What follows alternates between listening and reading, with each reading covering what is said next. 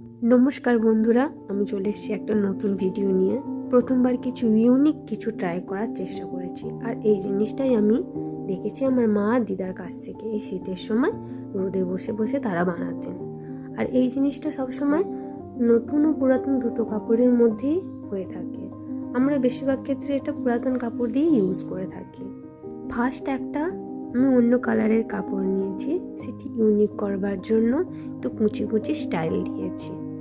কুচি কুচি স্টাইল দেওয়ার পর ওই কাপড়টি চার ধারে বর্ডার হিসেবে বসিয়ে দিয়েছি, যেটি দূর থেকে দেখলে অনেকটা আসনের মতন লাগবে, কিন্তু সেটি আসন নয়, সেটি তোমরা দেখতে পাবে। এর ভিতরে এখনো অনেক কাজ রয়েছে, যেগুলি এখনো আমার করা এখনো সম্ভব হয়ে ওঠেনি।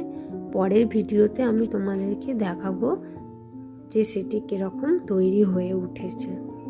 আর এই জিনিসগুলো ছোট বড়ও হয়। আমাদের এই মফস্বল এলাকায় 100%-এর মধ্যে 80% বাড়িতে এই জিনিসগুলো থাকবেই আর রয়েওছে। দূর থেকে দেখে জানিও বর্ডারটা দিয়ে কেমন লাগছে জিনিসটাকে। আর ভিতরের কাজগুলোকে তো আমি পরের ভিডিওতে তোমাদেরকে দেখাবই কেমন হয়েছে না হয়েছে, জানিও কিন্তু কমেন্টের মাধ্যমে। আজ তাহলে এইটুকুনি, আবার পরের ভিডিওতে দেখা হবে তোমাদের সাথে।